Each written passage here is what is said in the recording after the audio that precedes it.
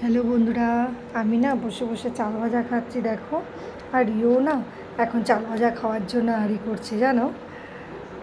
আমি যা খাবো ওকে তাই দিতে হবে। আর কি বলবো বলো, ওই দেখো চাল ভাজাটা কেমন কচমচর করে খাচ্ছে, দেখেছো বন্ধুরা? দেখো তোমাদের রিওকে দেখো, দেখেছো? তার সঙ্গে একটা বাদামও ছিল, খেয়ে নিয়েছে, দেখেছো?